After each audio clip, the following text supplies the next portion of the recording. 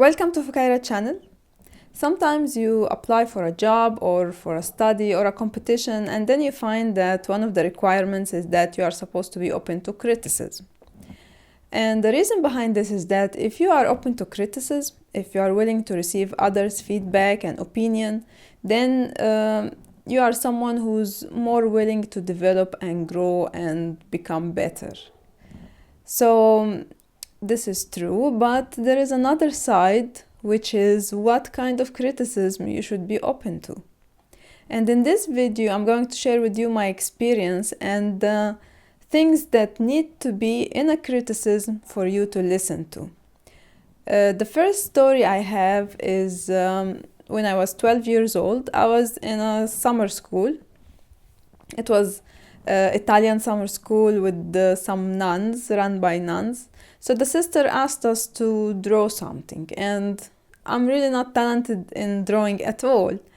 So I thought of something easy like an apple. So I drew the apple, and then she asked us to color it.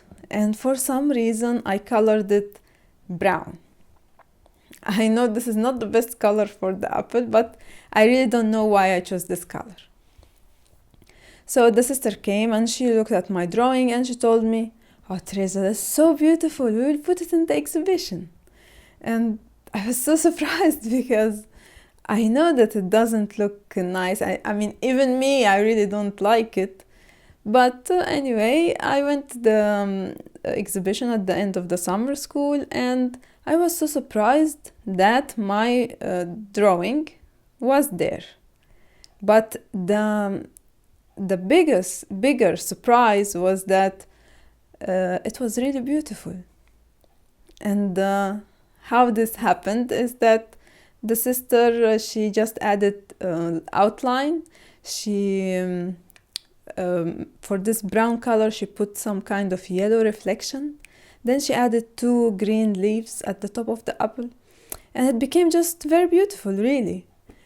And I consider this criticism. She practically criticized my drawing, and she told me, "You know, Teresa, this drawing will be really beautiful if you add to it this and this and that." And since that time, how this affected my life, I actually, drawing in my life became the comfort zone. So anytime I want to relax, I want to feel better, I just draw. Still, I'm not talented in drawing. You will see my drawings how that they're just like children drawing until now. So I'm really not talented in this. But I became later on a graphic designer. I like to make combination of different colors, different graphics. I also go to the flea market and if something is old and maybe doesn't look nice as it is, I can take it and renew it and make it look better. So also later on, after a few years, or many years actually, I joined art camp, and the drawings I made, or the paintings I made in this art camp, they were exhibited, and people were buying them, and the money was used as a donation for a disability school. So although I'm not talented, but just actually having someone who was able to criticize me the right way made me get the most out of my hobby or whatever that was. The other story, after many years, I was in Europe. Europe's supposed to be very developed, and they are supposed to have maybe the best education. But for some reason, this study I joined, they had selected people from different countries around the world. We were all supposed to make films or study filmmaking. And some of us already had experience before, so they were working in this field. It was their profession. And others, it was just a hobby, or they made 1 or 2 films before just to try their skills, but it wasn't their profession. So we were actually from different backgrounds, different countries, different cultures.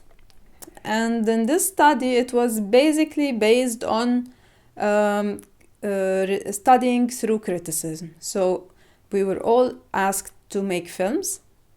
We made the films. And then there was, let's say, judges, or they were instructors who were watching the films and then criticizing the film in front of everyone. So you go stand, after the film is screened, you stand in front of the screen, and then they start telling you what is wrong with the film or if they liked it or not. And the criticism varied between two things. Some people received criticism like, well, you know, your camera is very shaky, the sound quality is not good. And usually those were the people who are not coming from a professional background. And I don't know, the storyline is not clear. The film story is we don't like it. Things like this. And there were other people who received criticism such as, that's a great film, the cinematography is amazing, the sound is great, we love it, something like this. Let's see how this affected the students. So the students who received negative criticism, which means at the end that we don't like this film, or this film is not good enough, or is not good, they actually started thinking that maybe that is not the right career for them. Maybe they should search for something else and find their potential in another field. They were also going through some kind of depression. They started losing their self-confidence.